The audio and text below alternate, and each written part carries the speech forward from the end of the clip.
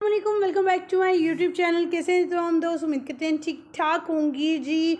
मेहदी अली काज़मी और जिब्रान नासिर, इसके अलावा फयाज़ रामी ने आकर खुशखबरी सुना ही दी। बिलाखिर जो वो कह रहे थे इतने दिनों से, बिलाखिर वो मुमकिन हो पाया। जहां पर झूठे यूट्यूबर्स ये कहते हुए नज़र आ रहे थे कि दुआ ज़ारा का बयान रिकॉर्ड हो चुका है, दुआ ज़ारा का बयान रिकॉर्ड किया जाएगा, दुआ ज़ारा को कमरे अदालत में बुलवाया गया है और वो ज़हीर के साथ जाना चाहती है। ये तमाम चीज़ें झूठी हैं, फ़रेब हैं, लोगों को धोखा दिया जा रहा है, लोगों का माइंड बनाया जा रहा है। इसमें कोई रियलिटी नहीं है, बल्कि दुआ ज़ाहरा ने तो बयान दिया ही नहीं, बल्कि उसे माइनर करार देकर उसका बयान ही नहीं लिया गया। सिर्फ उसे जो है कमरा अदालत में हाजिर किया गया, जहां पर ये लोग बड़ी विक्ट्री बनाते हुए दिखाई दे रहे थे, विक्ट्रियों के निशान शो कर रहे थे कि जीत इनके मुकद्दर बनी है। तो इनको ये मालूम नहीं, जीत इनका मुकद्दर नहीं, बल्कि ज़िल्लत और रुसवाई सिर्फ इनके माथे का टीका बनने जा रही है।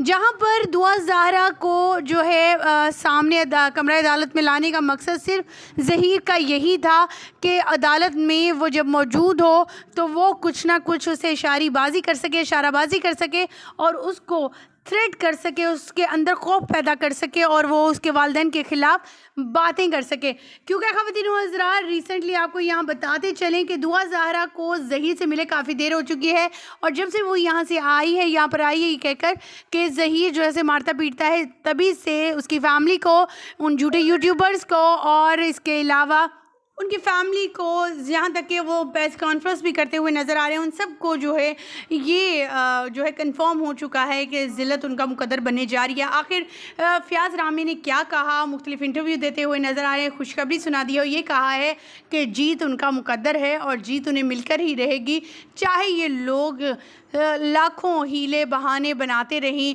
रोते बिलबिलाते रहें, हमारे बच्चों को छोड़ दो, हमारे बच्चों को छोड़ दो। ऐसा मुमकिन ही नहीं होगा। 150 दिन से माँ बाप से दूर रखा बच्ची सामने भी आई तो उसे मिलने नहीं दिया गया। तो ये सोचते हैं कि 4 दिन के बच्चे इनसे दूर हैं तो इन्हें कितनी तड़प हो रही है, कितनी तकलीफ़ हो रही है। क्योंकि प्रेस कॉन्फ्रेंस में ज़हीर की वालदा रोती रही और कहती रही कि मेरे बच्चे बहुत जुल्म है, मेरे बच्चे को कराची बुलवा लिया है, हम दोनों औरतें घर में अकेली हैं, मेरा बेटा शबीर और ज़हीर जो है वो यहाँ पर मौजूद है, उसे लाहौर में जो है वो भेजा जाए। तो खुद सोचिए कि ये लोग कितने मक्कार हैं। अपनी तकलीफ़ में इन्हें अपनी तकलीफ़ें नज़र आती हैं, लेकिन दूसरों की तकलीफ़ों को तकलीफ़ नहीं समझते। ख़वातीन हज़रात, यहाँ पर करते हैं बात ख़त्म, लेकिन आपको सुनवाते हैं फयाज़ रामी की मुकम्मल उनकी ज़ुबानी आखिर वो कौन सी खुशखबरी है जो आपके साथ शेयर करने वाले हैं और जीत वाकई में उनका मुकद्दर बनने वाली है। कमेंट सेक्शन में अपनी कीमती राय से ज़रूर आगाह कीजिएगा इन तमाम चीज़ों को सुनने के बाद और ये तस्दीक करने के बाद कि हाई कोर्ट के ऑर्डर की कंप्लाइंस हो चुकी है या नहीं, और ये मालूमात करने के बाद बच्ची को रिलीज कर देगी और दोबारा चाइल्ड प्रोटेक्शन ब्यूरो भेज देगी।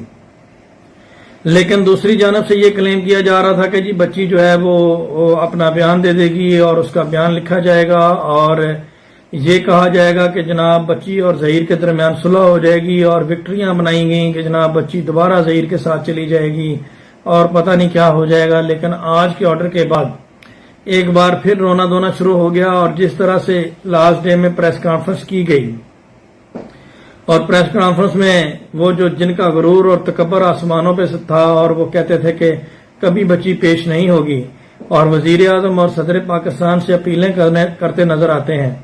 तो इसमें मैं यही कहूंगा कि जब वकील सदर पाकिस्तान और दीगर अदारों से अपीलें करना शुरू कर दें तो साहिल को समझ जाना चाहिए कि उसके लिए फांसी का फंदा तैयार हो चुका है और उसका वकील हार चुका है, क्योंकि अब वो प्रेस कॉन्फ्रेंस पे आ गए हैं, क्योंकि अदालत में तो उनकी चलती नहीं है, ना उनको कानून आता है।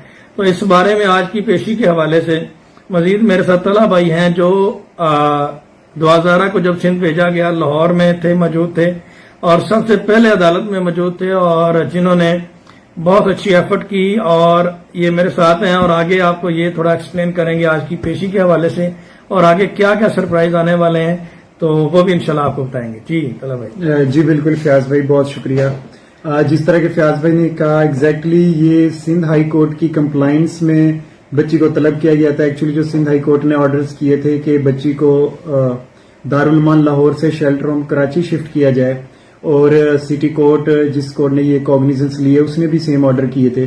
اس کی کمپلائنس میں جو سندھ پولیس آئی تھی، جو بچی کو یہاں سے سیف اینڈ ساؤنڈ لے کر گئی اور شیلٹر ہوم میں شفٹ کیا کراچی میں، تو جسٹ اس چیز کو ویریفائی کرنے کے لیے، ایک ڈاکومنٹری کرنے کے لیے بچی کو طلب کیا گیا تھا.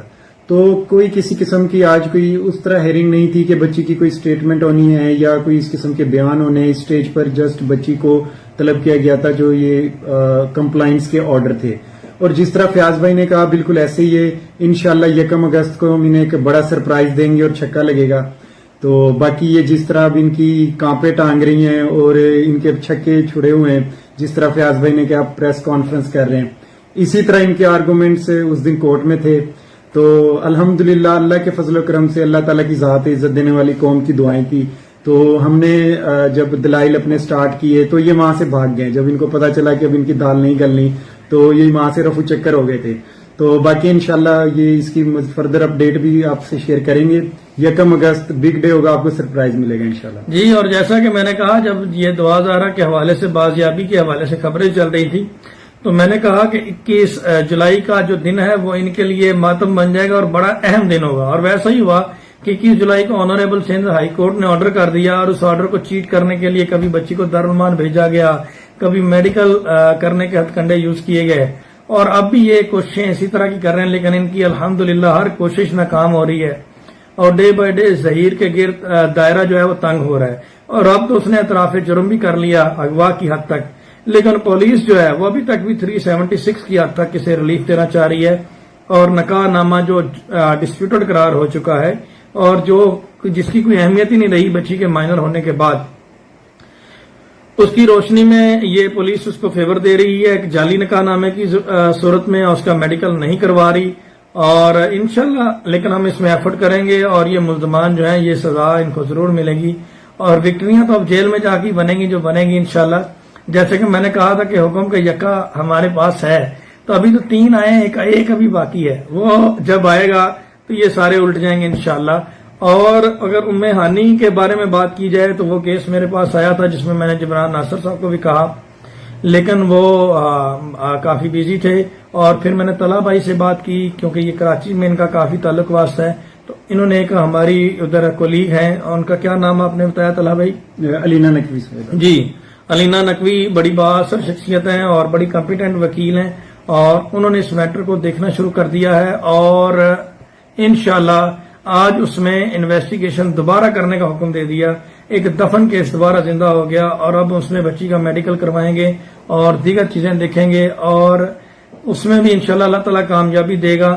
لیکن میں تمام دوستوں سے ریکویسٹ کرتا ہوں کہ اسی طرح سے ام ہانی اور حجاب زہرا کے لیے بھی دعا آواز اٹھائیں، کیونکہ یہ دونوں مظلوم ہیں اور ایک ریڑھی لگانے والا معمولی انسان ہے اور عزت سب کی برابر ہے. اس کے لیے بھی آواز اٹھائیں. اس کی بھی مائنر بچی ہے 11 سال کی. اور یہ جو سارا ایک پروپیگنڈا چل رہا ہے، کیونکہ یہ اس کیس کی ہماری اتنی مخالفت کیوں ہوئی، کیوں رام جانے اور جامع شریف جیسے نام پڑے، کیونکہ اس کیس سے منسلک جو بہت سارے لوگ تھے جن کا روزگار ہے وہ بند ہو جائے گا. Court marriage